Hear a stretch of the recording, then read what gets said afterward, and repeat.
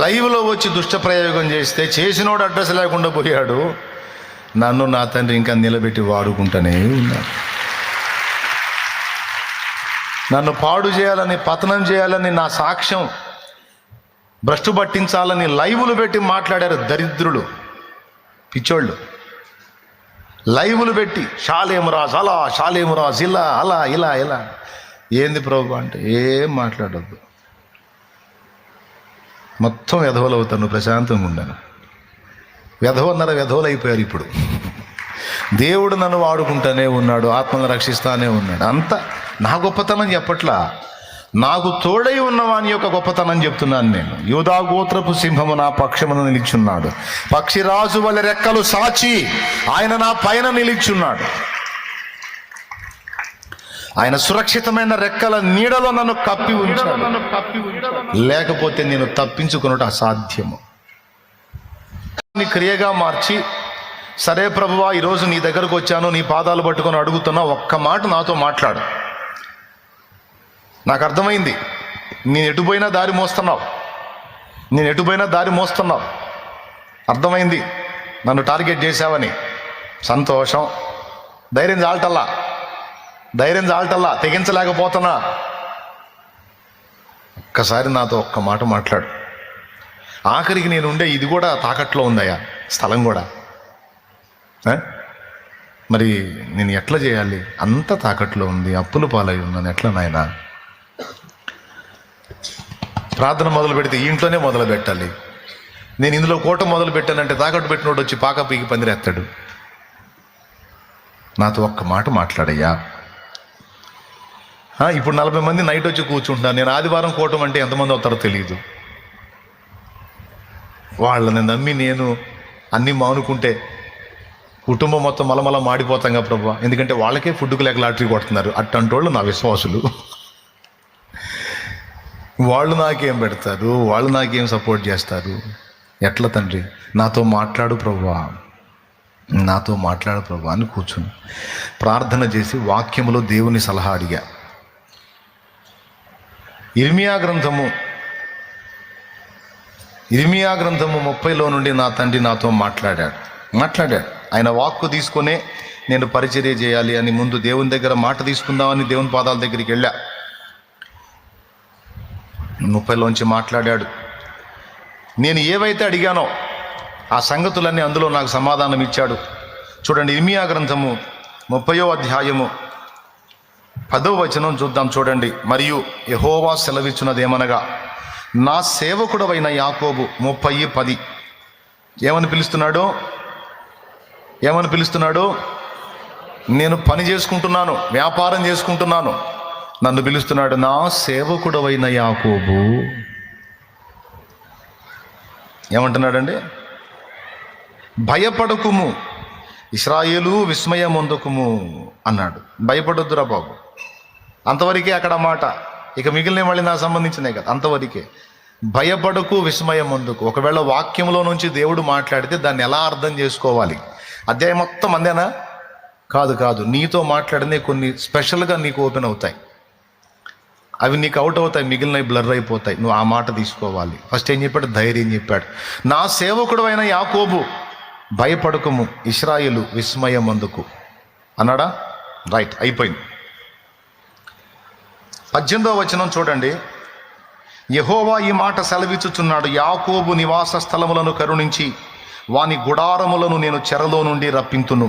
చెర అంటే బంధించబడిన స్థితి, తాకట్టన్నా కూడా అదే. దేవునికి స్తోత్రం. యాకోబు గుడారమును అంటే నీ ఇంటిని తాకట్టు నుండి నేను విడిపిస్తాను, భయపడకరా నాయన అని చెప్తున్నాడు ఆయన. నువ్వు దాని గురించి దిగులేసుకుంటావు ఎందుకురా? నువ్వు లైన్లోకి రారా, మొత్తం నేను చూసుకుంటా. నీ విశ్వాసాన్ని క్రియగా మార్చురా. ఒక్క అడుగు వేయరా, నన్ను నమ్మి నేను నీకు ఎలా తోడై ఉంటానో నీకు చూపిస్తా. సాహసం చేయరా, విశ్వాసంతో సాహసం చేయరా. ఒకవేళ నిజంగా పిరిగిబారి నేను అధైర్యపడి వెనకడుగు వేస్తే ఇంత కృప ఈరోజు కోల్పోయేవాడిని నేను. ఎప్పుడైతే విశ్వాసంతో సాహసం చేసి అడుగు ముందుకేసానో అది క్రియగా మారిందో, అది శక్తిగా మారింది, శక్తివంతమైంది. దేవుని శక్తి నా జీవితంలో అప్పటి నుంచి ఇప్పటిదాకా పనిచేస్తూనే ఉంది. నిద్ర వచ్చిన వాళ్ళు గట్టిగా స్తోత్రం చెప్దాం. బుక్ అయ్యారు, మెలకుతున్న వాళ్ళు చెబుదాం. అది అర్థమైందా మీకు స్పష్టంగా? ఆ తర్వాత ఇటు పక్క పేజీ తిప్పి చూడండి, ఏమేం మాట్లాడాడో చూడండి. అక్కడ చిన్న మందను పెట్టుకొని నేను ఏం చేయగలను ప్రభువా, చిన్న గుంపును పెట్టుకొని నేను ఏం చేయగలను ప్రభువా. వాళ్ళు కూడా తెలిసి తెలియనోళ్ళు, చదువు రానోళ్ళు, వాళ్ళకి వాక్యం చెప్పాలంటే వాళ్ళకి అర్థమయ్యేది ఎప్పుడు, వాళ్ళు బలపడేది ఎప్పుడు, వాళ్ళు బాగుపడేది ఎప్పుడు, నాకు సహకారులుగా మారేది ఎప్పుడు, నా కడుపు నిండేది ఎప్పుడు, నీ పని జరిగేది ఎప్పుడు, ఇదంతా అయ్యేదేనా? దేవుని సమాధానం ఏంటో తెలుసా? యాకోబు నివాస స్థలములు చెర నుండి, తాకట్టు నుండి నేను విడిపిస్తాను అన్నాడు. అంతటా తాగలా. ఇటు పక్క చూడు, 19వ వచనం చదువుతున్నాను చూడండి. జనులు తక్కువ మంది కాకుండా నేను వారిని విస్తరింపజేసేదను అన్నాడు.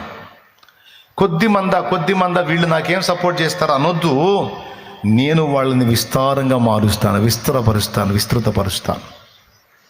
అంతేకాదు, చదువు లేనోళ్ళు, పాచిళ్లలో పని చేసుకునే వాళ్ళు, వీళ్ళు ఏ పార్టీ వాళ్ళు అంటున్నావు కదూ, కాదు, వాళ్ళని నేను గనులుగా చేస్తానని మాట్లాడాడు. నీకు తెలుసా, ఈరోజు ఇన్ని సంఘాలుగా మారి ఇంత పరిచర్యగా రూపాంతరం చెందిన దీని పునాదిలో ఎవరున్నారో తెలుసా? విద్య లేని పామరులు అండి. మోకాళ్ళుని ప్రతినిత్యం వాళ్ళు చేసి మొర్రపెట్టిన విజ్ఞాపన ప్రార్థన ఫలితమే ఈరోజు తండ్రి సన్నిధి మినిస్ట్రీ సేవ.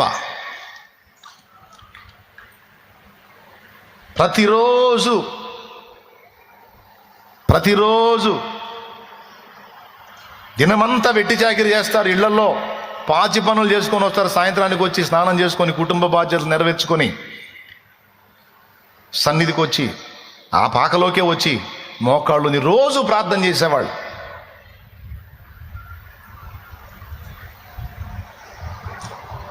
రోజు ప్రార్థన. మా అన్నయ్య ఒకరోజు నన్ను పిలిచి సలహా చెప్పాడు. బాయ్, భక్తి చేయాలి కానీ వాంతులు వచ్చిందా చేయకూడదు అన్నాడు. దేవునికి స్తోత్రం. ఏమన్నాడు? భక్తి చేయాలి కానీ మరి విరక్తి పుట్టిందాక చేయకూడదు, నువ్వేదో వాళ్ళకి విరక్తి పుట్టిస్తున్నట్టున్నావు అన్నాడు. నేను విరక్తి పుట్టించలా, నేను ఆదివారం శుక్రవారం కలవమన్నా, వాళ్ళు రోజు వస్తున్నారు. వాళ్ళల్లో ఉన్న భక్తిని ఆపడానికి నేనేమండి? వాళ్ళని దేవుడు రేపుతున్నాడు. దేవుడేదో బలమైన కార్యం చేయబోతున్నాడు. అబ్బాయి, దేవుడేదో బలమైన కార్యం చేయబోతున్నాడు. అందుకే వాళ్ళ ప్రార్థనను పునాదిగా వేసుకుంటున్నాడు నా తండ్రి. ఆ దీనులు, యథార్థవంతులు, అభాగ్యులు, అక్షర జ్ఞానం లేని పిల్లలు, మొరటవారు, పని మనుషులే కావచ్చు, నా తండ్రి దీనుల దేవుడు, దీనులకు తోడై ఉండే దేవుడు.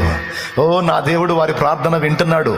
మోకాళ్ళుని వాళ్ళు గార్చే కన్నీళ్లను పునాదిగా వేసుకొని పెద్ద పనికి నాంది పలకబోతున్నాడు నా దేవుడు అని నేను నమ్ముతున్నా.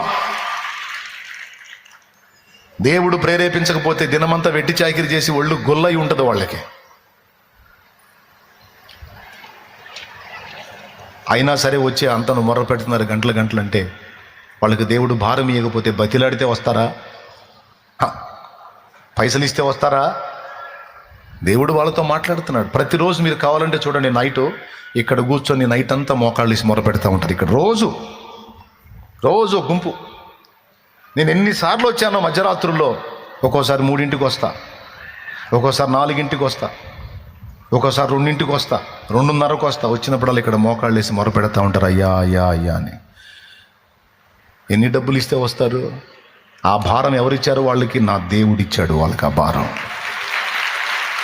ఇక్కడే కాదు, అక్కడక్కడ ప్రార్థన గుంపులుగా లేచి, పల్లెటూళ్ళు, పట్టణాలు, వీధులు అనే భేదం లేకుండా చిన్న ప్రార్థన గుంపులుగా లేచి ప్రతిరోజు అనేక మంది బిడ్డలు మొరపెడతా ఉన్నారు పరిచర్య కోసం, నా కోసం, సంఘం కోసం, సంఘాల కోసం, సేవకుల కోసం. మరి ఇంతమంది ప్రార్థన చేస్తుంటే వేల కొలది ఆత్మల రక్షణ కార్యం జరుగుతుంది. లేకపోతే అది నా పనితనం కాదు, మరొక పనితనం కాదు, దేవుని కృప, పరిశుద్ధుల ప్రార్థన ఫలమది.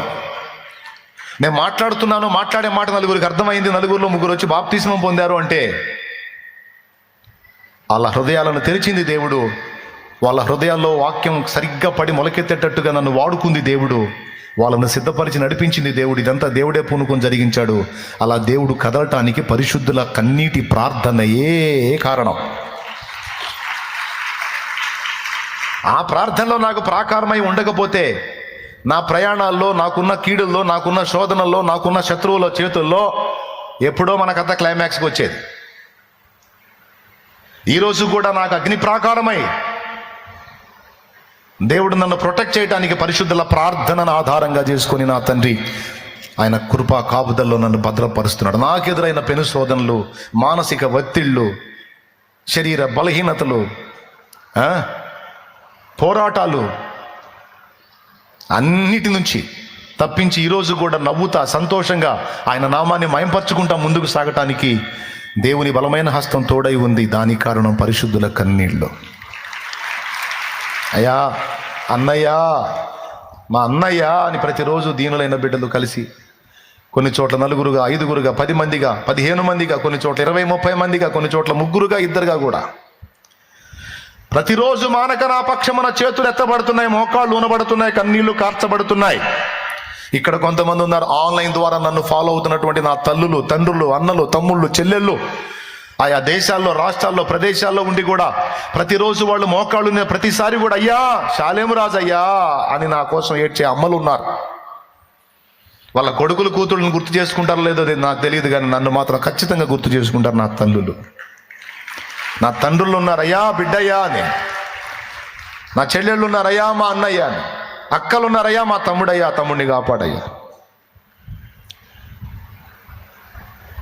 పరిచర్యకు పునాది ఆనాడు ఆ దీనులైన పిల్లల ప్రార్థన, వాళ్ళ కన్నీళ్ళు.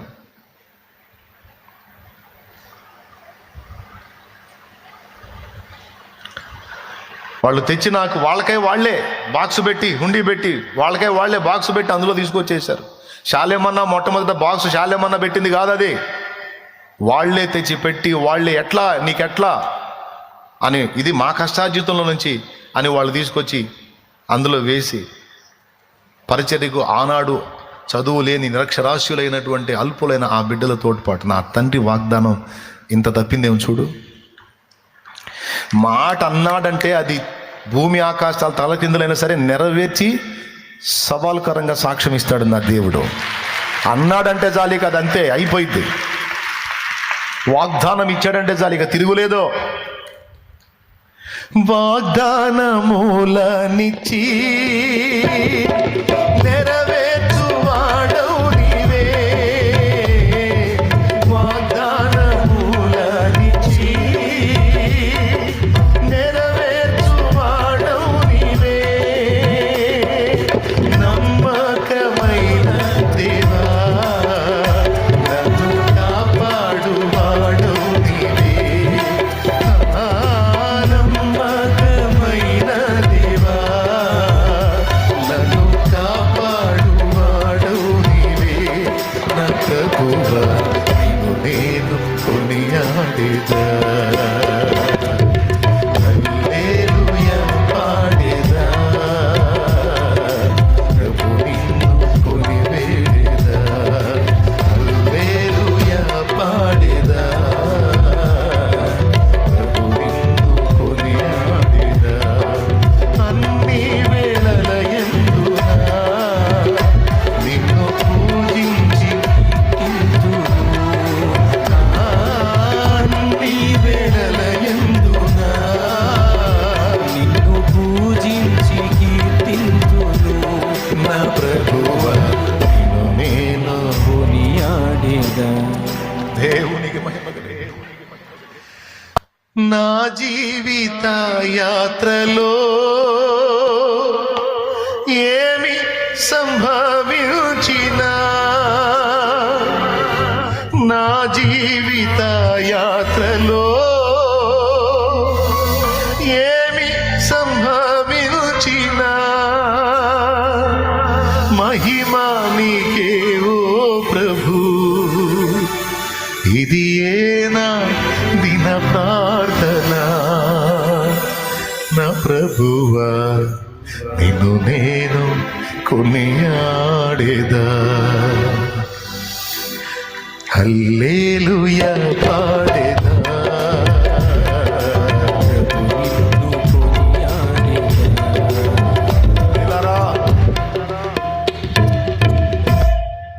నా తమ్ముడా, నా చెల్లి, నువ్వు ఎటు వెళ్ళినా దారులు ముయ్యబడుతున్నాయంటే, ఒకవేళ దేవుని ఏర్పాటు నీ ద్వారా సేవ చేయించుకోవాలని ఏర్పాటు లేకపోతే, నా వల్ల నిన్ను వాడుకోవాలని ఏర్పాటు లేకపోతే, గుర్తుపెట్టుకో, ఎక్కడో చోట నీకు ద్వారం తెరుస్తాడు. నువ్వు బతకడానికి, అంత అన్నం దొరకటానికి నీకు ఖచ్చితంగా దారి చూపిస్తాడు దేవుడు. నాకు స్పష్టంగా తెలుసు. ఒకవేళ సేవ పిలుపు నీ మీద ఉందనుకో, ఏర్పాటు నీ మీద ఉందనుకో, నీకు డోర్లన్నీ క్లోజ్ అయిపోతాయి. క్వశ్చన్ మార్క్ ఒక్కటే ఉంటుంది, ఏంటి ప్రభువా? అదా ఏంటన్నావు కదా, ఇప్పుడు చెప్తాదా, నువ్వు నా పని చేయాలి నా కుమారుడా అంటాడు. అప్పుడు నువ్వు నాలాగనే స్టోరీలు ఎత్తుతావు. అప్పుడు దేవుడు అంటాడు, నమ్మలేవా అని అంటాడు. నమ్మితే అడిగే. ఏర్పాటు నీ మీద ఉంటే ద్వారములు ముయ్యబడతాయి, గుర్తుపెట్టుకో. ఒకవేళ నిన్ను ఆ విషయంలో ఏర్పాటు చేసుకోకపోతే, ఇంకో దానిలో వాడుకోవాలనుకుంటే అటు ద్వారాలు తెరవబడతాయి. ఎందుకు నాకు ఎటు పోయినా సరే శూన్యం కనపడుతుంది అనే క్వశ్చన్ నీకు వస్తే, ఈ కోణంలో కూడా కొంచెం ఆలోచించు. ఒకవేళ దేవుని పని చెయ్యమని నన్ను ఏమన్నా ఆయన కార్నర్ చేస్తున్నాడా, నన్ను టార్గెట్ చేశాడా, ఏంటి ప్రభు అని అడుగు. కూర్చో, ఆయన ముందు కూర్చో, నేను కూర్చున్నట్టు తప్పకుండా మాట్లాడతాడు. ఆ మాటలను బట్టి నువ్వు అడుగు ముందుకే. నాకు కావాల్సిన 3 మాటలు నా తండ్రి మాట్లాడాడు. నంబర్ 1, భయపడొద్దు, విస్మయం పొందొద్దు అన్నాడు. నంబర్ 2, నువ్వు అనుకుంటున్నవన్నీ కూడా బంధకాల్లోంచి నేను విడిపిస్తాను, అవి నీకు సొంతం చేస్తాను. నంబర్ 3, నేను నీకు పిల్లల్ని ఇస్తాను, వాళ్ళని విస్తరింపజేస్తాను, అండ్ అల్పులుగా కాదు గనులుగా చేస్తాను, మంచి బిడ్డలు నీకు ఇస్తాను. నేను నీకు అప్పగించే బిడ్డలందరూ శ్రేష్టమైన పాత్రలు, అల్పుల్ని కాదు గనులుగా చేస్తానే వాళ్ళని. అనేక మందిని సాధించే వ్యక్తులుగా తయారవుతారు, సేవకులుగా తయారవుతారు, పరిచారకులుగా తయారవుతారు, ప్రార్థనా వీరులుగా తయారవుతారు, సమాజాలను భగ్గున మండించే యోధులుగా తయారవుతారు. నేను వాళ్ళని అట్లా చేస్తా. నీకెందుకు భయం? దా, తక్కువ వాళ్ళని నీకివ్వను. ఆ సోది మా లోకాల నీ దగ్గరికి నేను ఉండ. నేను ఒకవేళ అట్లాంటి వాళ్ళు వచ్చినా సరే వాళ్ళని నేను షార్ప్ పర్సన్స్గా మారుస్తాను. నేను నాకు ఇచ్చిన ఆ ప్రామిస్ ఆనాటి నుంచి ఈనాటి దాకా నా తండ్రి తప్పిపోలా. ఇప్పుడు ఏమర్థమైంది మీకు? విశ్వాసం ఎప్పుడైతే క్రియగా, అప్పుడు ఇక ఆ మాట తీసుకొని ఇక ఆ రోజు నైటు వచ్చినటువంటి విశ్వాసులకి చెప్పాను, వచ్చే ఆదివారం నుంచి ప్రార్థన ప్రారంభం అవుతుంది, ప్రభు బల్ల కార్యక్రమం ఉంటుంది, ఆరాధన కార్యక్రమం ఉంటుంది. ఇక ఇక్కడే నేను ఆరాధన చేయటం మొదలు పెడుతున్నాను. కాబట్టి నన్ను ప్రేమించి వెంబడించాలనుకున్నోళ్ళు ఆదివారం ఆరాధనలో కలవచ్చు అని పిలిచాను. అప్పుడు మొట్టమొదటిగా గ్యాదర్ అయిన సంఖ్య 17 మంది ఉన్నారంతే. ఇక అనతి కాలంలోనే అది పట్టజాలనంతగా ఆత్మలు నిండిపోయారు. అది అట్లయిపోయింది. ఇక తడవకి ఆ ఇల్లు మార్చాల్సి వచ్చింది. ఇంకొంచెం పెంచి రోడ్డు దాకా దాని పొడుగు పెంచాల్సి వచ్చింది. చివరికి అది తీసేసి షెడ్ వేయాల్సి వచ్చింది. ఆ షెడ్ అట్లనే ఉంది. ఆ షెడ్ ఫుల్ అయిపోయింది. మళ్ళీ పందిళ్ళు వేయాల్సి వచ్చింది రోడ్డు మీద. అది ఫుల్ అయిపోయింది. పక్కన వాళ్ళ స్థలం అడిగి అందులో వేయాల్సి వచ్చింది. అన్ని దేవుడి దేవల్ల ఫోటోలు ఉన్నాయి. దేవునికి స్తోత్రం. ఇదంతా దేవుడు తన బలమైన బాహువు నాకు తోడుగా ఉంచి జరిగిస్తూ వచ్చిన పరిచర్యనా, లేకపోతే నా గొప్పతనమా? అందరు చెప్పాలి.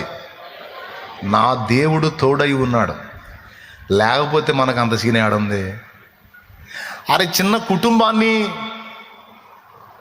నిలబెట్టుకోవటం చేతగాక చచ్చిపోదాం అనుకున్నాండి నేను. సస్తే పోయిద్రా బాబు, బతుకొద్దు అనుకున్నాను నేను. అట్లాంటి పట్టుకొచ్చి ఇంత కార్యాలు చేశాడంటే ఎంత తోడై ఉన్నాడో చూడండి. నాకు అడుగడుగునా వెనక్కి చూపే ఆయన పారా కొట్రా, నువ్వు పద ముందుకు బాగా నెట్టుకుంటా పోతుంటాడు. అడుగడుగునా కృంగుపాటే, కదిలితే కూర్చొని ఒకటి రెడీగా ఉంటావురా బాబా, నువ్వు అయితే రెడీగా ఉంటావు. లేరా నాయన, లే, ఏం కాదులే, అవన్నీ నేను మారుస్తానులే. అరే డైరెక్ట్గా లైవ్లో వచ్చి మాంత్రికుడు నా మీద ప్రయోగం చేస్తుంటే ఈగ కూడా నా మీద వాళ్ళనీలా నా దేవుడు దేవుడు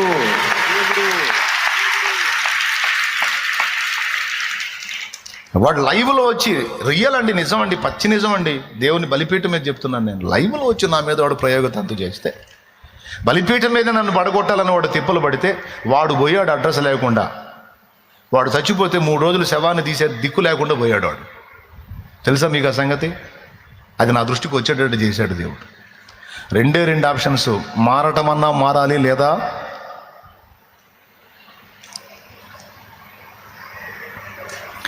నీ ప్రజల నెమ్మదికై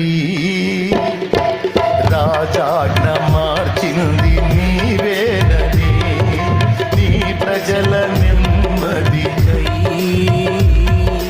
రాజాజ్ఞ మార్చింది నీవేనని, అహమును వదచి అధికారులను వెధవల చేసిన నీకు, నీ ప్రజల నెమ్మదికై రాజాజ్ఞ మార్చింది నీవేనని, అహమును వణచి అధికారులను వెధవల చేసిన నీకు, అసాధ్యమైనది ఏమున్నది, అసాధ్యమైనది ఏమున్నది, అసాధ్యమైనది ఏమున్నది, అసాధ్యమైనది ఏమున్నది. యూదా స్తుతి గోత్రపు సింహమా, యేసయ్యా నా ఆత్మీయ ప్రగతిని స్వాధీనమా, నీవే కదా నా ఆరాధన, ఆరాధన స్తుతి ఆరాధన, ఆరాధన స్తుతి ఆరాధన. దేవునికి మహిమ. లైవ్లో వచ్చి దుష్ట ప్రయోగం చేస్తే చేసినోడు అడ్రస్ లేకుండా పోయాడు. నన్ను నా తండ్రి ఇంకా నిలబెట్టి వాడుకుంటూనే ఉన్నాడు. నన్ను పాడు చేయాలని, పతనం చేయాలని, నా సాక్ష్యం భ్రష్టు పట్టించాలని లైవ్లు పెట్టి మాట్లాడారు దరిద్రులు, పిచ్చోళ్ళు. లైవ్లు పెట్టి షాలేము రాజు అలా, షాలేము రాజు ఇలా, అలా ఇలా ఇలా. ఏంది ప్రభు అంటే ఏం మాట్లాడొద్దు, మొత్తం వెధవలు అవుతాను, ప్రశాంతంగా ఉండాను. వెధవన్నర వెధవలు అయిపోయారు ఇప్పుడు. దేవుడు నన్ను వాడుకుంటానే ఉన్నాడు, ఆత్మను రక్షిస్తానే ఉన్నాడు. అంత నా గొప్పతనం చెప్పట్లా, నాకు తోడై ఉన్నవాని యొక్క గొప్పతనం చెప్తున్నాను నేను. యూదా గోత్రపు సింహము నా పక్షమున నిలిచున్నాడు, పక్షిరాజు వలె రెక్కలు సాచి ఆయన నా పైన నిలిచున్నాడు. ఆయన సురక్షితమైన రెక్కల నీడలో నన్ను కప్పి ఉంచాడు, లేకపోతే నేను తప్పించుకున్నట్టు అసాధ్యము. పరాక్రమశాలి నాకు తోడై ఉన్నాడు. అందుకే వీరుడవై నీవు నాకుండగా నేనేల భయపడుదును, నాకింక దిగులేలను, నేనేల భయపడుదును, నాకింక దిగులేనను. సైన్యములకు అధిపతి నీకే గనా స్తుతి, శభాష్. వడకు అధిపతి నీకే గనా స్తుతి, ప్రియమైన దేవా యేసయ్యా నీకే నా స్తోత్రము, ఘనమైన రాజా యేసయ్యా నీకే నా వందనం. హల్లెలూయా. నాటి నుంచి నేటి వరకు నాకు తోడై ఉండి నడిపిస్తున్న నా తండ్రి ఇక ముందుకు నువ్వు తోడై ఉంటాడని నేను విశ్వసిస్తున్నా. కాబట్టి విశ్వాసంతో నేను వేసినటువంటి అడుగు, క్రియాత్మకంగా మారిన అడుగు నన్ను సిగ్గుపరిచిందా? గొప్ప కార్యాలు నేను చూసేటట్టు చేసిందా?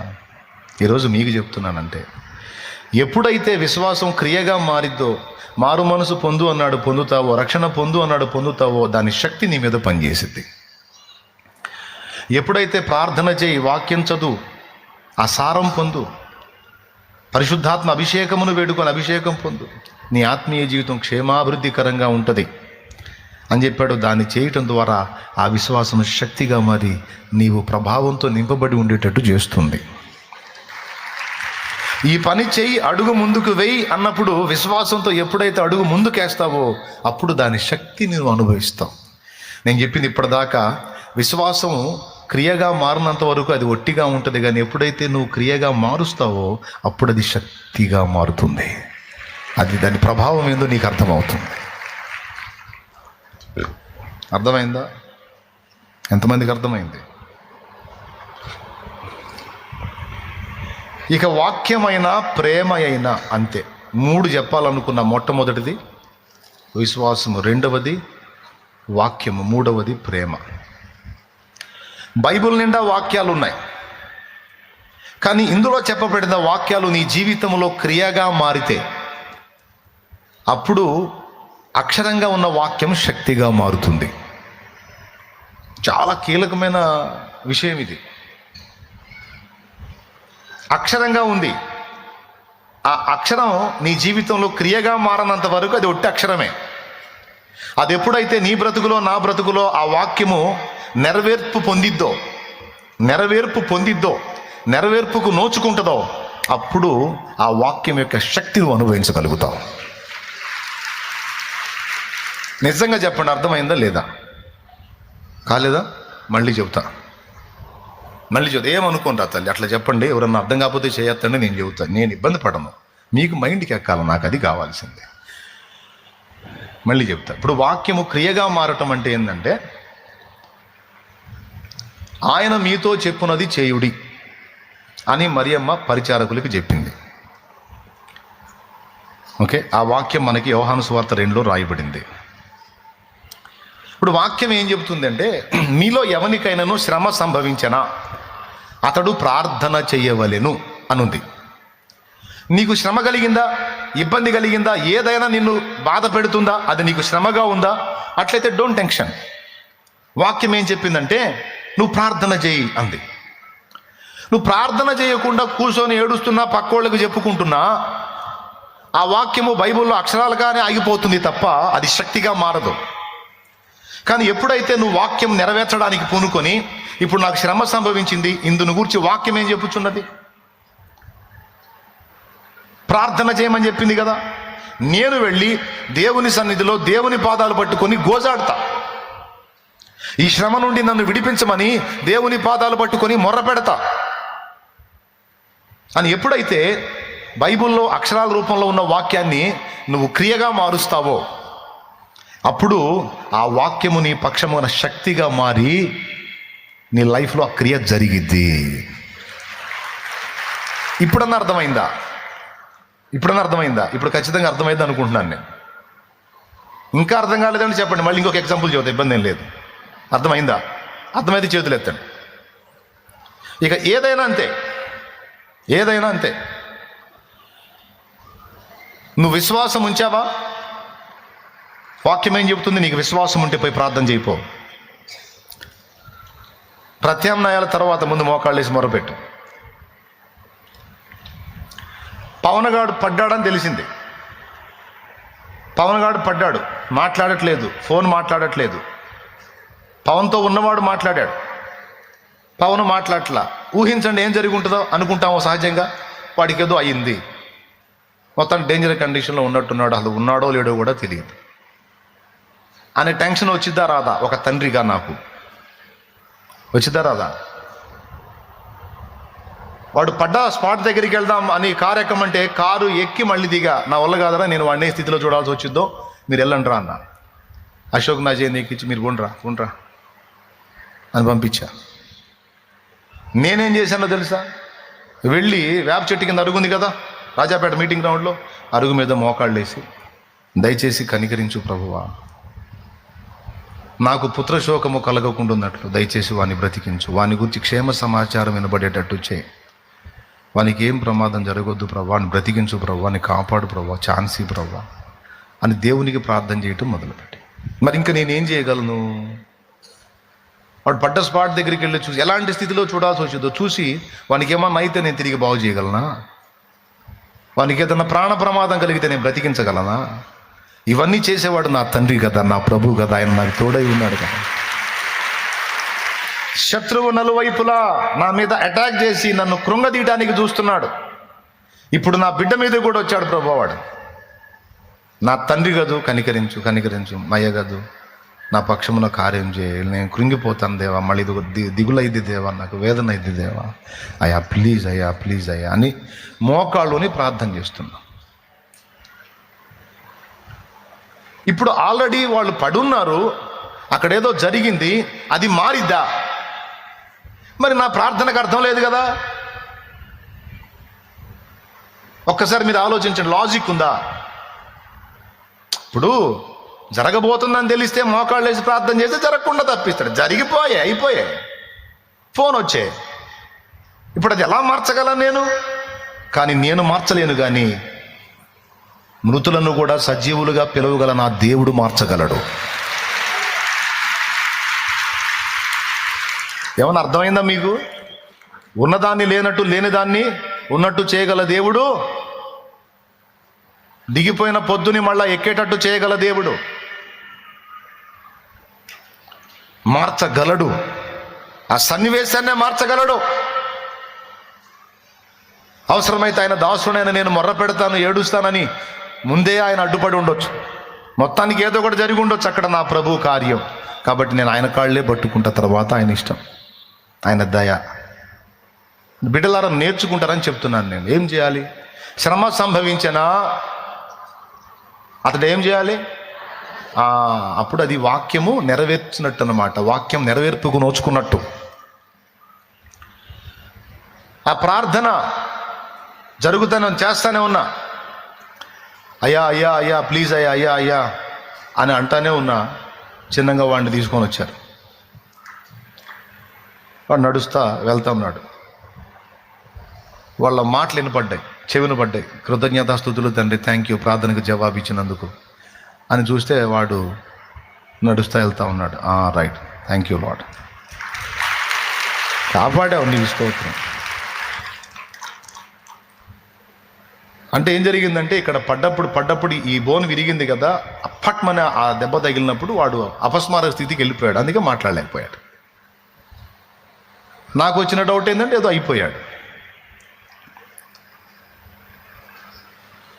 ఎందుకు ఈ విషయం చెప్తున్నానంటే, శ్రమ సంభవించినప్పుడు వాక్యం ఏం చెప్పింది అనేది గుర్తు రావాలి. వాక్యం ఏం చెప్పి ప్రేయర్ చేయిపో, మోకాళ్ళు లేపో, నా దేవుడు కదులుతాడు నీ పక్షమున. నువ్వు వెళ్ళి మోకాళ్ళు నానా అన్నావు, ఏం నాకు మాట అంటాడు. పిలిచిన బదులిస్తాడు యేసు దేవుడు, ప్రార్థనలు వ్యర్థముగా పోనీయడు. పిలిచిన బదులిస్తాడు యేసు దేవుడు, ప్రార్థనలు వ్యర్థముగా పోనీయడు. ఆలస్యమైన ఆయన చిత్తమే, ఆలస్యమైన ఆయన చిత్తమే, ఏది జరిగినా మేలు కోసమే, ఏది జరిగినా మేలు కోసమే. పిలిచిన బదులిస్తాడు యేసు దేవుడు, ప్రార్థనలు వ్యర్థముగా పోనీయడు. దేవునికి స్తోత్రం. ఇదొక్కటే కాదు, ఇలాంటివి ఎన్నో. నాకు ఆపద అనిపించినప్పుడు నాకు కనపడేది దేవుని పాదాలే. ఇకంతా శూన్యం, అంత బ్లర్రే. పోయి కూర్చుంటా ఆయన దగ్గర, అంతే. ఎన్నిసార్లు వెళ్ళానో అన్నిసార్లు కూడా నన్ను ధైర్యపరిచి నా ఎడల కార్యములు చేసి వెన్ను తట్టి నిబ్బరపరిచిలే, ఏం కాలేదు లేపా, ఏమైందిరా, ఎందుకంత కృంగిపోతున్నావు? రెడీగా ఉంటారో బాబా, నువ్వా రెడీగా ఉంటారా నాయన నిరాశపడటానికే?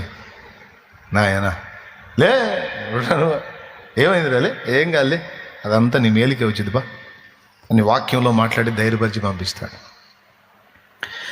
నా ప్రార్థనలు ఆలకించువాడవు నా మనవులకు చెవియొక్కెదవు నా ప్రార్థనలు. ఆలకించువాడవు నా మనవులకు చెవియొక్కెదవు. అంతులేనిదయ్యా నీ అనురాగము, అంతులేనిదయ్యా నీ అనురాగము. అమరం అతి మధురం నీ దివ్య స్నేహము. అమరం అతి మధురం నీ దివ్య స్నేహము. అందుకొనుము దేవా ఆరాధన, నా దీన స్తుతి నివేదన. అందుకొనుము దేవా ఆరాధన. దేవునికి మహిమ. ఏమండి, వాక్యం చెప్పేటప్పుడు మధ్యలో పాటలు పాడుతుంటా కదా, మీకు ఏమైనా డిస్టర్బెన్స్గా ఉంటుందా? అబద్ధాలు ఆడకుండా నిజం చెప్పండి. కొంచెం డిస్టర్బెన్స్గా ఉంటుందా? కంటిన్యూషన్గా వాక్యం చెప్పకుండా మధ్యలో ఈ పాటలు ఏందని ఉంటుందా? ఉంటే చెప్పండి, పాటలు మానేస్తాను. ఎంతమంది మాకు సంతోషంగా ఉంటుంది అంటారు? Same mind. దేవునికి స్తోత్రం. హల్లెలూయా. Same mind. నాకెందుకు అట్లా మధ్యలో ఆయన స్తుతించుకోవటం ఇష్టం అండి, నేను గుర్తు చేసుకోవడం ఇష్టం. బిడ్డలారా, ప్రతి విషయంలో ఇందును గూర్చి వాక్యం ఏం చెప్తుంది, వాక్యం ఏం చేయమని చెప్తుంది, వాక్యం ఎలా చెప్తుంది, ఇది నేను చేసేది వాక్యానుసారమేనా అని చూసుకుంటా, ఆ వాక్యాన్ని నెరవేర్చుకుంటా నువ్వు సాగిపో. నీకు ఎదురుంటే అప్పుడు అడుగు. మళ్ళీ పాట గుర్తొచ్చింది. ఏం చేద్దాం మరి? వాగ్దాన భూమిలో మృత సముద్రపు భయము నన్ను వెంటాడేనే. వాగ్దాన భూమిలో మృత సముద్రపు భయము నన్ను వెంటాడేనే. వాక్యమయున్న నీ సహవాసము ధైర్యము పుట్టించెనే. వాక్యమయున్న నీ సహవాసము ధైర్యము పుట్టించెనే. నా జీవం నీ కృపలో దాచితివే. నా జీవిత కాలమంతా ప్రభువా నీవే నా ఆశ్రయం. ఏదైనా క్రియగా మారినప్పుడే దాని శక్తి వెల్లడవుతుంది. క్రియగా మారనంత వరకు, మాటలుగానే ఉన్నంత వరకు అవి వట్టివే. అవి ఎప్పుడైతే క్రియగా మారతాయో అప్పుడు మాత్రమే వాటి శక్తిని అనుభవించగలం. పైకి భక్తి గలవారి వలె ఉండి దాని శక్తిని ఆశ్రయించని వారయుందురన్న మాట గుర్తుందా? అది శక్తి పొందుకోవడానికి చేయాల్సినటువంటి పనులు ఇవి. నీ భక్తి, దానిలో ఉన్న శక్తి నువ్వు అనుభవించాలని ఉందా నీకు? ఉంటే తప్పకుండా వీటిని క్రియగా మార్చు. పాపపు ఆలోచనను మాత్రం క్రియగా మార్చొద్దు. పాపపు ఆలోచన క్రియగా మారిందా, పాపానికి శక్తి వచ్చింది. అది శక్తిగా మారి నిన్ను పీడించడం మొదలుపెట్టింది. అందుకని పాపపు ఆలోచనలను క్రియగా మార్చొద్దు. అవి నీ తలకాయల్లోకి ప్రవేశించగానే వాటిని డిలీట్ చేయి, వాటిని వెళ్ళగొట్టుకో. ఉండనిచ్చావా, అవుట్. ఉండి ఒకరోజు క్రియగా మారిద్ది. క్రియగా మారిందంటే నీ దినం చేసిద్ది. దేవునికి స్తోత్రం. ఏం చేసిద్ది? దినం చేసిద్ది. బతికొండగానే పిండం పెట్టిద్ది. వద్దు, పాపంతో చెదురొద్దు, దాన్ని క్రియగా మారనియొద్దు. మరి క్రియగా మారాల్సినవేవి? నంబర్ 1 విశ్వాసము. విశ్వాసం నాలో ఉందని ఒట్టి మాటలు చెప్పడం కాదు. విశ్వాసం నీకుంటే, ఎవని యందు విశ్వాసం ఉంచావో ఆయన ఏం చెప్తున్నాడో, ఏ వాక్యం చెప్పాడో దాన్ని నెరవేర్చాలి నువ్వు. నమ్మి బాప్తిస్మముందు నరులకు రక్షణ అన్నాడా? నువ్వు అది చేస్తే ఆ రక్షణ నీకు దొరికిద్ది. అది క్రియ కావాలి. క్రియగానంత వరకు ఆ రక్షణ నీకు దొరకదు. నీ పేరు గ్రంథములో రాయబడదు. కాబట్టి తప్పకుండా మనం అది క్రియ చేయటానికి సిద్ధపడాలి. ఇది అర్థమయ్యే తపన పడ్డా బాప్తిస్మానికే. ప్రతిదీ వాక్యం చూసుకుంటా మా అమ్మకి చెప్పేవాడిని. ఆఖరికి దశంభాగం దగ్గర కూడా అక్కడ మాత్రం అయ్యా అప్పులు ఉన్నాయిగా మనకు అనేది మా అమ్మ కూడా నేర్పా. అప్పులున్నా ఇబ్బందులున్నా దేవుడు మనకు ఒక్కసారి 20,000 ఇచ్చాడు. ఇవ్వాలి కదా దేవునికి. సంఘ అవసరాలు ఉంటాయి కదా, తీయాలి కదా. చీటీ పాట డబ్బులు కట్టాలయ్యా, అర్థం చేసుకో అమ్మయ్యే కదా. సరే నాదేం పోయింది, ఇంత బతిమలాడాల నువ్వు. సరే నువ్వు ఎంత ఇవ్వాలనుకున్నావు అంత 100 రూపాయలు. సరే మనం వాక్యం నెరవేర్చట్లా, దాని తాలూకు ఎఫెక్ట్ మన మీద పడింది. మన ఇష్టం. వాక్యం నెరవేరిస్తే ఆకాశ వాక్యులు విప్పి పట్టజాలనంత విస్తారమైన దీవెన అన్నాడు అని మాటలు చెప్తే మా అమ్మకు అర్థం కాల. కోటింగ్ పడ్డాక దేవుడు కంటే ఎక్కువ ఏముందా తీసుకెళ్ళు. ఇంట్లో లేదు సరిగా ఫుడ్. బయట ఊళ్ళ నుంచి 10 మంది వచ్చారు కూటానికి. అమ్మా అన్నం వండి పెట్టువే అన్న. అయ్యా మనకే కష్టంగా ఉంది కదా, ఏం పర్వాలేదు నువ్వు వండమంటే వండుదాం అయ్యా. ఉన్నదే ఏమి లేదు ఇంట్లో, కష్టం. ఆ ఉన్న రైస్ వండేసి పెట్టేసింది. పెట్టుమా, చెయ్యమా, నిన్ను వలె నీ పొరుగువానిని ప్రేమించమన్నాడు, ఉన్నదానిలో అంత పెట్టమన్నాడు. ఎంత దూరాల నుంచి వచ్చారో పాపం, మళ్ళీ తపతపలాడుతూ ఇంటికి పోతారమ్మా. నేను చెప్పిన వాక్యం అంతా పోయిద్దిమా. ఆ వాక్యం విన్న వాళ్ళ హృదయాల్లో నిలబడాలంటే అంత కడుపు నిండాలి మా వాళ్ళకి. పెట్టుమా అంటే నా మాట విని విశ్వాసంతో ఉండటం మొదలుపెట్టి క్రియ చేయటం మొదలుపెట్టింది. నిజంగానే ఆకాశ వాక్యాలు విప్పాడు ఆయన.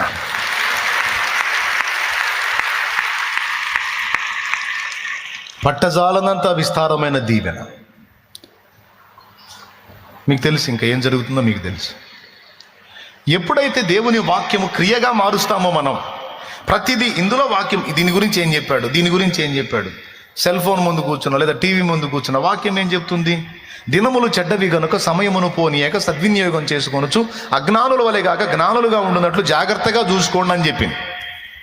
అప్పుడు నీకు అది గుర్తు రావాలి. దీని ముందు నేను కూర్చున్నాను, టైం పాస్ చేస్తున్నాను, దీనివల్ల నాకు వచ్చే ఉపయోగం లేదు, టైం పోవటం తప్ప.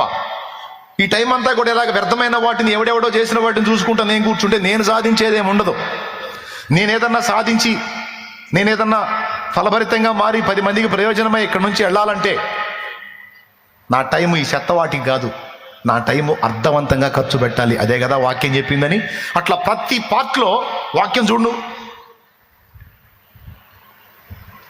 ఒక స్త్రీని చూసావు, అందంగా కనిపించింది నీకు, వెంటనే వాక్యం మాట్లాడుతుంది నీతో. ఒక స్త్రీని మోహపు చూపుతో చూసి ప్రతివాడు అప్పుడే తన హృదయం ఆమెతో వ్యభిచారం చేసిన వాడగు. అబ్బో దేవునికి స్తోత్రం, వద్దు నాయన, నాకు వద్దులే నాయన, నా సోదరి నా సోదరుడు వద్దు నాయన, నాకు ఈ దరిద్రపు ఆలోచన వద్దు.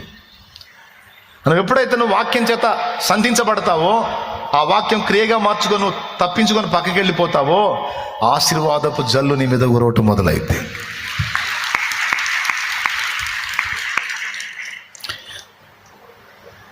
పోతీఫెరో భార్య దగ్గర కులకటం మొదలు పెడితే యోసేపు, పోతీఫెరో భార్య అవకాశం ఇచ్చిందండి, పిలిచి అవకాశం ఇచ్చింది. రారా హాయిగా పాపం చేద్దాం, ఇంట్లో సొమ్మంతా పెడతాను, తిని ఎంజాయ్గా బతుకుదురు కదా, మంచిగా ఉంటారా లైఫ్, రారా అబ్బాయి అని.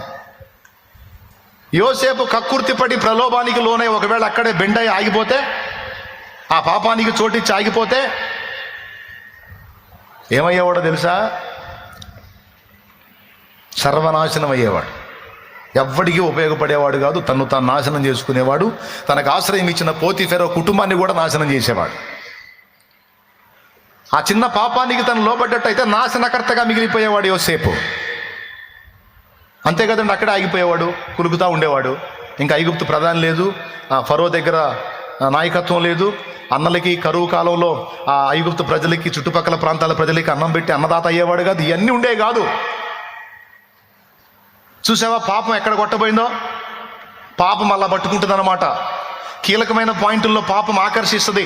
అవన్నీ వద్దురా బాబు, ఇదిగో ఈ మనిషి దొరికింది, ఈమెతో ఎంజాయ్ చేయి, పైసలు ఇస్తుంది, తిను, ఆనందించు, మునుగు, తేలు, ఈ కుటుంబాన్ని నాశనం చేయి, నిన్ను నాశనం చేసుకో, సూపర్గా ఉంటుంది, మజాగా ఉంటుంది, భలేగా ఉంటుంది, ఎంజాయ్ గారా అని పిలిచింది పాపం.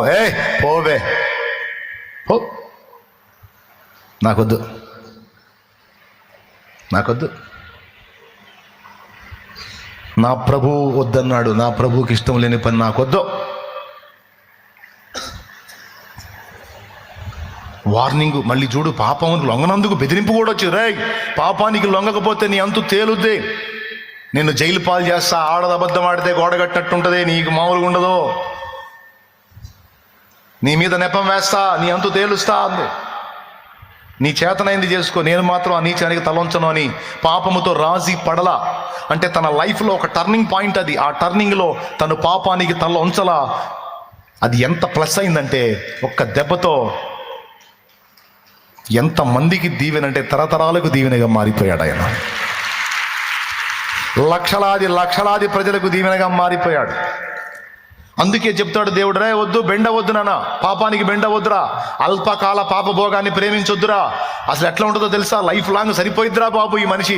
అబ్బో సరిపోతాడు ఇతను, అబ్బో సరిపోతుంది ఈమె, ఇంకా నాకేం అవసరంలా, అబ్బో నాకు మామూలు మనిషి దొరకలా, అబ్బో నాకు మామూలోడు దొరకలా, అబ్బో ఇక మామూలు సుఖం కాదు, ఇక జీవితంలో దిగులు లేదు, లైఫ్ సెట్లు. నీ బొందన్నారా బొంద. పాపం వల్ల కలుగు భ్రమ అలా ఉంటుంది పిచ్చిదానా. పాపం వల్ల కలుగు భ్రమ అలా ఉంటుందిరా పిచ్చోడా. వెరీ డేంజర్ నాన్న. ప్రలోభానికి లోబడితే నాశనమే నాయన. ఎప్పుడు పాపము దీవెన దాదు. పాపం ఎప్పుడు గాయమే మిగులుస్తుంది, నొప్పినే కలిగిస్తుంది. దాని జాతి లక్షణం అది. అర్థమైందా? నీతి, పరిశుద్ధత, పవిత్రత ఎప్పటికీ ఆశీర్వాద కారణం. ఫోటో చప్పట్లు కొట్టి దేవుని మహిమపరచు.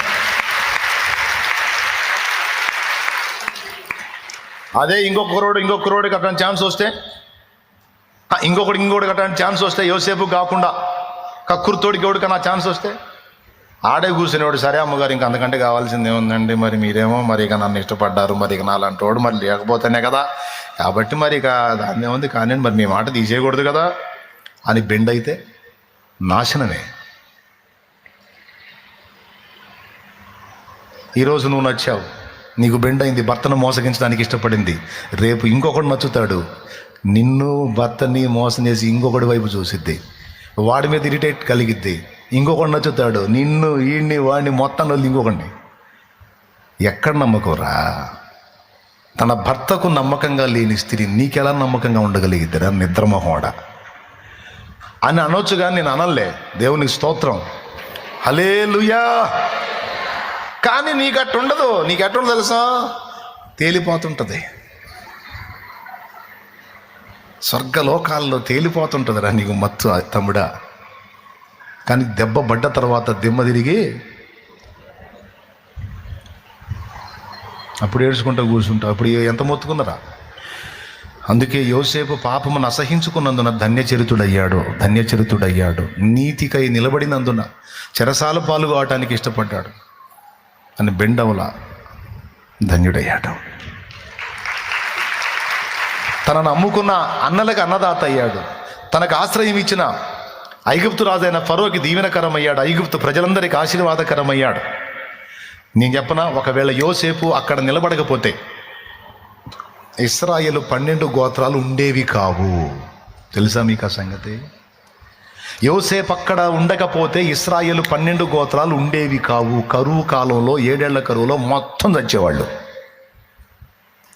12 గోత్రాలు లేకపోతే 12 గోత్రాలు యూదా గోత్రం లేదు. యూదా గోత్రం లేకపోతే యేసుక్రీస్తు వంశావళి లేదు.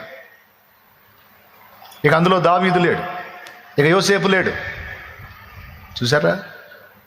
అంటే ఆ ఒక్కడక్కడ నిలబడటం వల్ల తరతరాలకు దీవెన ఎలా అయ్యాడో అర్థమైంది. ఇప్పుడు మీకు ఎలా అయ్యాడనమాట. అందుకే చెబుతున్న, పాపం వల్ల కలుగు భ్రమచేత మోసపోయి దాన్ని హత్తుకోకండి, నాశనం అవుతారు. ఖచ్చితంగా నాశనమే మిగిలిచింది. పాపం ఎప్పుడు మంచి చేయదు. దాని జాతి లక్షణం అది. కలుగుతాయి కొన్ని వ్యామోహాలు, శరీరాన్ని బట్టి కొన్ని భ్రమలు కలుగుతాయి. వాటిని అధిగమించాలి బిడ్డ. పరిశుద్ధత ఎప్పటికీ దీవెన. ఆమేన్. కాబట్టి పాపము క్రియగా మారొద్దు. మరేం మారాలి? దేవుని వాక్యం క్రియగా మారాలి. పాపం చేసే సన్నివేశాల్లో కూడా వాక్యమే నీ గుర్తు రావాలి. పొరుగువాడు ఆకలితో ఉంటే వాక్యం ఏం చెప్పుచున్నది? నిన్ను వల్ల నీ పొరుగువాడిని ప్రేమించు, నీకున్న దానిలో అంతా సాయం చేయి, నేను చేస్తా. వాక్యం నెరవేర్చి దేవుని వైపు చూడు. దేవా, నీ వాక్యం నేను నెరవేర్చా, మరి నా సంగతి ఏంటంటే ఇస్తా బెటర్, నీకు దీవెన ఇస్తానంటాడు ఆయన. నా మాట చెప్పావు కదా, నా మాట చేసావు కదా, నేను అద్భుతం చేస్తా బెటర్ నీకు. ఆ రాతి బాణాలని నీళ్లతో నింపారు. తీసుకెళ్ళి విందు ప్రధానికి ఇవ్వండి, ఇచ్చారు. చెప్పిన మాట విన్నా, అడ్డు చెప్పలా, ఆ మాట నెరవేర్చారు. అద్భుతం జరిగింది. నీళ్లు ద్రాక్షరసముగా మారినాయి. చూసారా? నా తండ్రి చెప్పిన మాట వినాలి, అది నెరవేర్చుకునే విషయంలో జాగ్రత్తగా చూసుకోవాలి. ఏవేవి నెరవేరుస్తున్నా, ఎక్కడెక్కడ ఏ వాక్యం నా పట్ల నెరవేరట్లేదు. కోపపడుడి కానీ పాపం చేయకుడి అని ఉంది. కోపపడుతున్నాను, కొంచెం బూతులు ఆడుతున్నాను, వాక్యమేమో దూషణ చేయొద్దని చెప్పింది.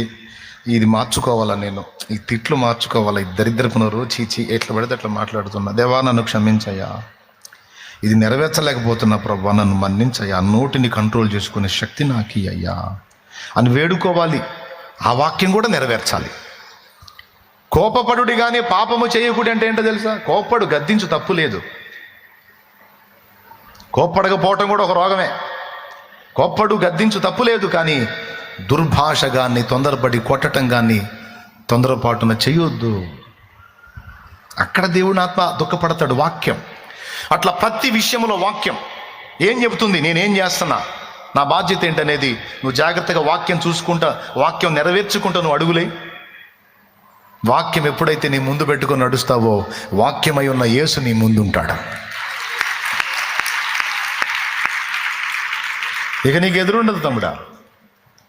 అలా దేవుని మాటలు ముందు పెట్టుకొని యోసేపు నడిచినందున శ్రమలన్నీ దీవెనలుగా మారి అందలమెక్కి కూర్చున్నాడు, తరతరాలకు దీవెనయ్యాడు. కాబట్టి 2 విషయాలు చెప్పాను. విశ్వాసము క్రియాత్మకమైతే శక్తిగా మారుతుంది, వాక్యం కూడా క్రియాత్మకమైతేనే శక్తిగా మారుతుంది. ప్రేమ కూడా అంతే, ప్రేమ కూడా అంతే. ఇప్పుడు నువ్వు నా దగ్గరకు వచ్చావు, ఇంతసేపు మాటలు చెప్పా, కూటమైన తర్వాత అంత అన్నం పెట్టకుండా నేను మీరంటే నాకెంత ప్రేమో తెలుసా బిడ్డలారా, కడుపు మలమల మాడిసి పంపిస్తున్నాను, ఆనందంగా పోండి అంటే ఇప్పటిదాకా ప్రేమ ప్రేమ అన్నాడు, అంత ఆహారం కూడా పెట్టకుండా సాగుగొట్టి పంపించాడు దుర్మార్గుడు అనిపిస్తుంది. కానీ నా ప్రేమ క్రియగా మారి నీ ఆకలికి అంత ఆహారాన్ని ఏర్పాటు చేయగలిగినప్పుడు నా మీద నీకు ప్రేమ కలిగింది, సన్నిధి మీద నీకు ప్రేమ కలిగింది. నా సన్నిధిలో, నా ప్రభు సన్నిధిలో, నా తండ్రి సన్నిధిలో నేను వెళ్ళినప్పుడల్లా అంత అన్నం తింటున్నాను. నేను ఒక బ్యాగ్ తీసుకెళ్ళకపోతే పద్ధతేనా? నేను నీకు చూపించిన ప్రేమ నీలో ప్రేమను మొలకెత్తేటట్టు చేసింది.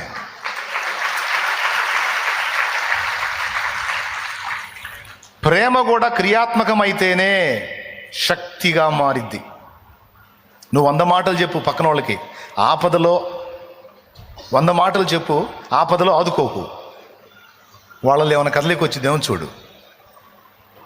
మాటలైతే తెగ చెప్పిద్ది కానీ సత్తన్నామన్న రూపాయి బయట ఇది మా తల్లి దండమమ్మ, దండమమ్మ నీకు నీ మాయ మాటలకు వందనాలమ్మ అనుకుంటా. నువ్వు 100 మాటలు చెప్పొద్దు, ఆపదలో నువ్వు ఆదుకో. నీకున్న దానిలో అంత సాయం చేయి. నువ్వు చేయదగ్గతే. అప్పులు చేసి తెమ్మని చెప్పట్లా, మధ్యవర్తిగా ఉండమని చెప్పట్లా, నీ దగ్గర ఉంటే ఉన్నంతలో అంత చేయి. మాటలు కాదు కానీ ఆపదలో ఆదుకునే మనిషి ఆమె, ఆదుకునే మనిషి ఆయన అని నువ్వు చేసిన ప్రేమతో కూడిన క్రియ ఏదైతే ఉందో అది శక్తిగా మరి అవతల హృదయాలను కదిలించింది. ఇంకలే అయిపోయింది.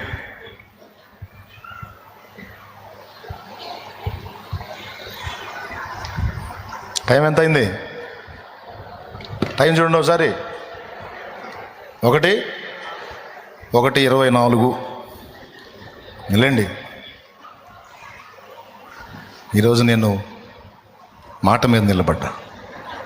దేవునికి స్తోత్రం, హల్లెలూయా. అందుకే చెబుతున్నాను, అక్షరాలను అక్షరాలుగా ఉంచకండి, శక్తిగా మార్చండి. విశ్వాసాన్ని ఒట్టి ప్రభావం లేనిదానిగా ఉంచకండి, శక్తిగా మార్చండి. ప్రేమని కూడా క్రియాత్మకం చేసి శక్తిగా మార్చండి, దాని ప్రభావాన్ని చూడండి. ఎంతోమందికి నాకున్నంతలో నేను చేసినటువంటి క్రియ ఫలం ప్రేమగా మారి చాలామంది దేవునికి కనెక్ట్ అయ్యారు.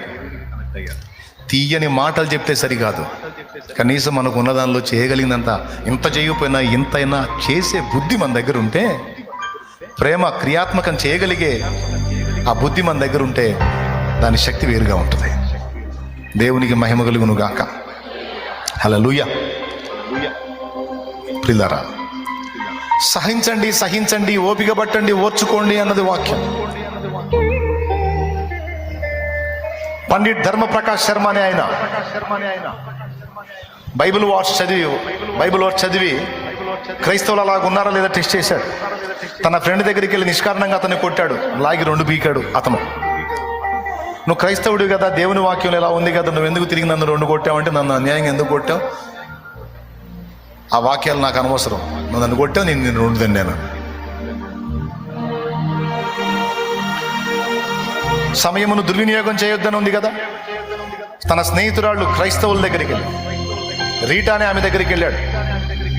కాలేజీలో ఆయన మంచి టాపరు, చాలా అందగాడు.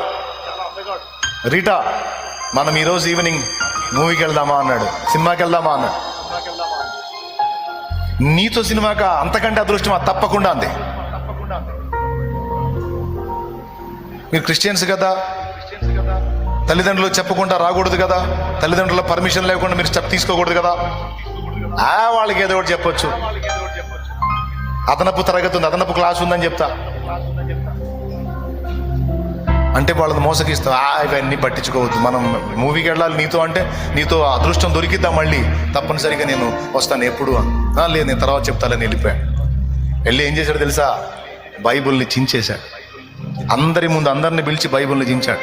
ఏమన్నా తెలుసా, ఇందులో ఉన్న మాటలు కేవలం మాటలే కానీ ఇవి నెరవేర్చడం క్రైస్తవుల వల్లే కాలేదు, ఇవి నెరవేర్చడం ఎవడి వల్ల కాదు, కాబట్టి ఇది ఒక వేస్ట్ పుస్తకం అని చించి పడేశాడు. కొద్ది కాలం తర్వాత వివాహితుడయ్యాడు. ఆ వివాహం చేసుకుంది ఎవరినో తెలుసా, అనుకోని స్థితిలో ఒక దైవజనుడు కూతుర్ని పెళ్లి చేసుకున్నాడు. ఆయన అన్యుడు, ఒక దైవజనుడు కూతుర్ని పెళ్లి చేసుకున్నాడు, పండిట్ ధర్మప్రకాష్ శర్మ అని ఆయన. పెళ్లి చేసుకునేటప్పుడే చెప్పాడు, నువ్వు క్రిస్టియన్ అని నాకు తెలుసు, క్రిస్టియన్ అంటే ఇక నీ బాధ్యతలు ఎట్లా నెరవేరుస్తావో కూడా నాకు తెలుసు. ఇక మీ బాధ్యతల్లో మొట్టమొదటి బాధ్యత ఏంటంటే పక్కోడికి చెప్పటం. నా మీద అలాంటి ప్రయోగాలు చేశావంటే చరిత్ర లేకుండా చేస్తాను నీకు, అదిగా ఆయన లైఫే లేకుండా చేస్తాను నీకు అని వార్నింగ్ ఇచ్చాడు భార్యకి. ఎప్పుడు మీ దగ్గర ఎత్తనంది, దేవుని మాట ఎత్తనంది.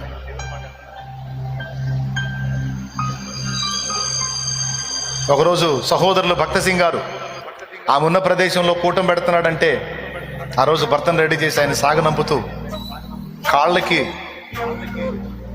సాక్సులు తొడుగుతా, బూట్లు వేస్తా భర్తకి చెప్పింది, ఈరోజు కొంచెం పెందలగడ్డండి, నేను పుట్టినప్పుడు నాకు పేరు పెట్టినటువంటి దైవజనుడు ఈ ప్రాంతానికి వచ్చాడంటే, ఆయన వాక్యం చెప్తానికి వస్తున్నాడు, ఒకసారి ఆయన చూడాలనిపిస్తుంది అంతే. ఆ బూట్ కాల్తో కొడితే అలాగున్న దన్మని పక్కనున్నదాన్ని గుద్దుకొని తల పగిలి బ్లడ్ వచ్చింది. ఆ సప్పుడికి తల్లి వచ్చింది, ఆయన తల్లి. ఉగ్రుడై చూస్తా ఉన్నాడు భార్య వైపు. ఆమెమీ లేదు, తలకి ఏదో కట్టేసుకుంది. ఆమె వచ్చి, ఏమో ఏందమ్మా తలకి ఇంత దెబ్బ తగిలింది, బ్లడ్ గారుతుందంటే, జారి పడ్డానని చెప్పింది. ఆమె కాసేపు చూసి వెళ్ళిపోయి, ఆయన ఏం కరగలా, ఏం మాట్లాడలా. ఆమె కారు దగ్గరికి వెళ్ళి ఆయన సాగనంపేటప్పుడు చెప్పింది, ఎట్టి పరిస్థితుల్లో మీరు వస్తారు అంది. మీరంటే నేనంటే మీకు చాలా ఇష్టం, తప్పకుండా మీరు వస్తారు అంది. కారులో కూర్చొని ఆలోచించడం మొదలుపెట్టాడు.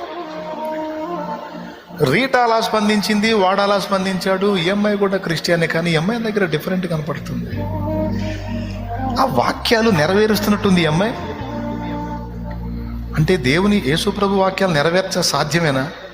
ఇవన్నీ ఈ దగ్గర కనపడుతున్నాయని ఇంకా టెస్ట్ చేశాడు. చివరికి ఏమయ్యాడో తెలుసా, ఆయన మారి సేవకుడయ్యాడు. కొట్టు ఆయన మారి దైవజనుడు అయ్యాడు. ఏ స్థాయికి వెళ్ళాడు తెలుసా, ఇందిరాగాంధీకి సువార్త చెప్పిన వ్యక్తి ఆయన.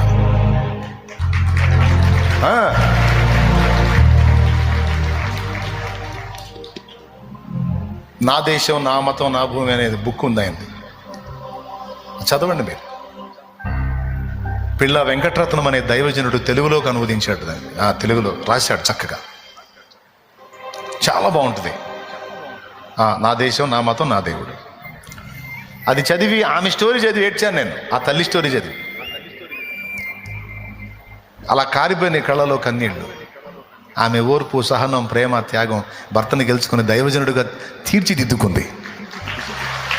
బిడ్డలారా, ప్రేమ ఎప్పుడైతే క్రియాత్మకమైద్దో, వాక్యం ఎప్పుడైతే నెరవేర్పుకు నోచుకుంటుందో, విశ్వాసం ఎప్పుడైతే క్రియగా మారిద్దో, ఆ మూడింటిలో ఉన్న శక్తిని నువ్వు అనుభవించగలుగుతావు బిడ్డ. మామూలుగా ఉంటుంది దాని ప్రభావం. మీరందరూ అది అనుభవించే వాళ్ళు కావాలని నేను ఈ విషయాలన్నీ మీతో పంచుకోవాలనుకున్నాను. ఈరోజు అవకాశం దొరికింది, పంచుకున్నాను. తప్పకుండా మీ హృదయాల్లో భద్రం చేసుకోండి. వాక్యాలను అనుసరించి జాగ్రత్తగా అడుగులు వేయండి. ఆఖరికి వేసుకునే బట్ట, ముఖాన్ని సిద్ధపరచుకునే తీరు, దైవభక్తి గలవారమని చెప్పుకున్న స్త్రీలకు తగినట్టుగా మీరు నడుచుకోండి అన్నాడు కదా. అరే, నేను ఇలా రెడీ అవుతున్నాను, ఇది దేవుని భక్తిపరుల లక్షణమేనా? నేను ఈ గుడ్డ కడుతున్నాను, ఒక భక్తిపరుడు, ఒక భక్తిపరురాలు ఇలాంటి బట్ట కట్టొచ్చా? నా ముఖాన్ని ఇలా సిద్ధపరచుకుంటున్నాను, ఒక భక్తిపరుడు, ఒక భక్తిపరురాలు ఇలా ఉండొచ్చా? ఫేస్ మీద ఇలాంటివి చేసుకోవచ్చా? ఇతరులకు నన్ను చూసి ఏం మాదిరి నేర్చుకుంటారు? నేనే లోకస్తుడిగా పూర్తిగా మునిగినట్టు కనపడితే నన్ను చూసి సమాజం ఎలా బాగుపడిద్ది? వాక్యం అది చెప్పట్లేదు కదా. వాక్యమే దైవభక్తి గలవారం అని చెప్పుకున్న స్త్రీలకు తగినట్టుగా సత్క్రియల చేత మిమ్మల్ని మీరు అలంకరించుకోండి. బట్టలు ఇలా ఉండాలి, మీ అవతారం ఇలా ఉండాలి. మీరు మిమ్మల్ని చూస్తే అమ్మో దేవుని భక్తి కలిగినటువంటి బిడ్డ అనిపించేటట్టు నువ్వు ప్రవర్తించు అన్ని విషయాల్లో అని చెప్పాడు. అట్లా ప్రతి విషయంలో వాక్యమేం చెప్పుచున్నది అనే వాక్యం దగ్గరకు రా, వాక్యం నెరవేర్చు. నువ్వు ఎంతమందికి దీవెనకరంగా మారుతావో నీకు భవిష్యత్తులో అర్థమైంది. ఎంతమంది నిన్ను మాదిరిగా తీసుకుంటారో, ఎంతమందికి నువ్వు తలమానికంగా తయారవుతావో. తమ్ముడా, చెల్లి, నేర్చుకోండి నాన్న, నేర్చుకోండి, ఫలించండి. కృప మనందరికీ తోడై ఉండును గాక. చివరి ప్రార్థన ఆశీర్వాదంతో ముగించుకుందాం. హైదరాబాద్ విషయం గుర్తుపెట్టుకుని ప్రార్థన చేయండి. అవకాశం ఉన్న వాళ్ళు కలవండి. లైవ్లో, జూమ్లో కనపడుతున్నటువంటి బిడ్డలు కూడా వందనాలు. మీరు కూడా అక్కడ సమీపంలో ఉంటే తప్పనిసరిగా ఆ కూటాల్లో కలవండి, కొన్ని విషయాలు నేర్చుకుంటారు. కృప మనందరికీ తోడై ఉండును గాక. ప్రార్థన. పరిశుద్ధ ప్రభువా, నీకు స్తోత్రములు. మా బిడ్డలందరితో ఈవేళ నువ్వు మాట్లాడావు, నీకు వందనాలు. ఏదైతే నా ప్రభా క్రియాత్మకం అవుతుందో అది శక్తివంతం అవుతుంది. నా ప్రభా విశ్వాసము, వాక్యము, ప్రేమ క్రియ కావాలి. పాపము క్రియ కావద్దు ప్రభువా. తప్పుడు ఆలోచనలు క్రియగా మారొద్దు ప్రభువా. ఈ సంగతులు మాకు నేర్పినందుకు కృతజ్ఞతలయ్యా, వందనాలు. నీ కాళ్ళు పట్టుకొని నిన్ను మయంపరుచుకుంటున్నాం. ఈ సంగతులన్నిటికంటే ముందు ప్రకటనల ద్వారా మాకు తెలియజేశావు నాయన. పిల్లలు పెద్ద మనిషి అయినప్పుడు ఏ విధంగా ఉండాలో, పెళ్ళిళ్ళలో ఏ విధంగా ఉండాలో, గృహకూటాల విషయంలో ఎలా చేయాలో నా ప్రభువా, మరి పరిశుద్ధులకు ఉపచారం చేసే విషయంలో, దైవజనులకు తోడ్పాటు అందించే విషయం అన్నీ మాట్లాడావు. మా బిడ్డల హృదయాల్లో స్థిరపరిచి శిలాక్షరాలుగా ముద్రించి గొప్ప ప్రయోజకులై సమాజాన్ని ప్రభావితం చేసి ప్రార్థనా బృందాలుగా లేచి అనేక మందిని రక్షణలో నడిపించి వ్యక్తిగత సువార్త ప్రకటించి గృహకూటాల ద్వారా కూడా సువార్త ప్రకటించి అనేక ఆత్మల్ని సాధించడానికి సహాయం వచ్చి సమాజాన్ని ఉజ్జీవంలోకి తీసుకొని రావడానికి సహాయం చేయి. బిడ్డలందరినీ దీవించు. స్తుతి మహిమ మీకు చెల్లిస్తూ యేసు నామములో ప్రార్థిస్తున్నాం తండ్రి, ఆమేన్. పరలోకమందున్న మా తండ్రి, నీ నామం పరిశుద్ధపరచబడును గాక. నీ రాజ్యం మాకు వచ్చుగాక. నీ చిత్తం పరలోకమందు నెరవేర్చినట్లు భూమి యందును నెరవేరును గాక. మాకు కావలసిన అనుదిన ఆహారం నేడు మాకు దయచే. మా పట్ల అపరాధం చేసినామని మేము క్షమించిన రీతి నీవు మా అపరాధములు క్షమించు. మమ్మల్ని శోధనలోనికి తేక దుష్టి నుండి, కీడు నుండి తప్పించు. ఎందుచేతనగా రాజ్యము, బలము, మహిమ, శక్తి సర్వం నిరంతరం నీవై ఉన్నావు తండ్రి. ఆమేన్. మన తండ్రి అయిన దేవుని ప్రేమ, ఆయన ప్రియ కుమారుడు మనందరి ప్రాణప్రియుడైన యేసయ్య శాశ్వత నిత్య కృప, పరిశుద్ధాత్మతోడి మనోహర దివ్య సహవాసం, సమాధానం సమకూడిన మనకు సకల పరిశుద్ధులకు సార్వత్రిక సంగమంతటికి సదా తోడే మనందరం నిత్యత్వంలో చేరు పర్యంతం మనల్ని నడిపించును గాక. ప్రవేశ రక్తమునకు జయం, ప్రవేశ రక్తమునకు జయం, ప్రవేశ నామమునకు సంపూర్ణ విజయం కలుగును గాక. ఆమేన్. బిడ్డల విశ్వాసంతో తెచ్చిన నూనె నీ శక్తితో నింపు. రోగులైన వారికి అది రాసి ప్రార్థించడం ద్వారా స్వస్థత చేకూర్చు. మా బిడ్డలు ఏ శ్రమలో, ఏ సమస్యలో, బాధలో, వేదనలో, ఇరుకులో, ఇబ్బందుల్లో, అప్పుల్లో, కోర్టు కేసుల్లో, ఎన్ని వివాదాల్లో ఉన్నారో, ఎన్ని కన్నీళ్ళలో ఉన్నారో, కుటుంబాలు విచ్ఛిన్నమై విడిపోయి శోధనలో ఉన్నారు. వారి కుటుంబాలన్నీ కలవాలి, ఆశీర్వాదకరం కావాలి, దీవెనకరం కావాలి, శుభప్రదం కావాలి, ప్రార్థన విజయాల్లో అవి చేరాలి. అయా బిడ్డల్ని దీవించు. ముట్టు నాయన, నీవు తాకు ప్రభువా, నీవు స్పర్శించు ప్రభువా. నీ బిడ్డలందరినీ సంధించు ప్రభువా. వారి పిల్లల్ని దీవించు, వారి చదువుల్లో తోడై ఉన్నాడు, భవిష్యత్ ఆశీర్వదించు ప్రభువా. క్షేమమును, సమాధానమును, ఆశీర్వాదమును దయచే, ఆరోగ్యము దయచే నాయన, ఆశీర్వాదము, ఆయుష్ దయచే నాయన. ప్రతి కన్నీరు తుడు నాయన, వారి మీదకి నీ చేతులు రాని నాయన, నీవు ముట్టు నాయన. వారి కుటుంబాల్లో మార్పు చెందని వ్యక్తులను దర్శించి మార్చు నాయన. మేము ప్రార్థన చేస్తున్నాం. వారితో మాట్లాడు నాయన, వారి మనోనేత్రాలు వెలిగించు నాయన. వారిని రక్షించు, బలపరచు, కృపచు. విన్న మాటను దృష్టిలో ఎత్తుకొని పోకుండా మా హృదయాల్లో స్థిరపరచుకొని నీ రాకకై ఆయత్తపడే కృప దయచేయమని, వారాంతము నాయన మాకు తోడై ఉండమని. ఇదిగో ఈ గడిచిన కాలమంతా తోడై ఉన్నాం. మళ్ళా ఆదివారం పర్యంతం నీవు మాకు నీ కాపుదల ప్రసాదించు. రాకడ పర్యంతం నీ కాపుదల ప్రసాదించి ఆయుష్నిచ్చి బ్రతికించి వాడుకోమని యేసు ప్రశస్త నామంలో చిన్నలు, పెద్దలు, వృద్ధులు, స్త్రీలు, పురుషులు అందరినీ మీరు ముట్టి బాగు చేసి స్వస్థపరిచి సాక్షార్థమైన నిలుపు. ఆత్మీయతలు దిగజారి రక్షణ పొంది కూడా జారిపోయిన వాళ్ళని తిరిగి దర్శించి రక్షించి నాయనా నీ రెక్కల కిందికి తీసుకొని రాయ్యా. కృపచూపు. పేరు పేరున బిడ్డల్ని దీవించు. ప్రతి కన్నీరు తుడు, ధైర్యపరచు. యేసు నామములో వేడుచున్నాం తండ్రి, ఆమేన్. మన ప్రార్థనకు జవాబు ఇచ్చిన దేవునికి స్తోత్రం, స్తోత్రం, విశ్వాసంతో స్తోత్రాలు చెప్దామా? స్తోత్రం, స్తోత్రం.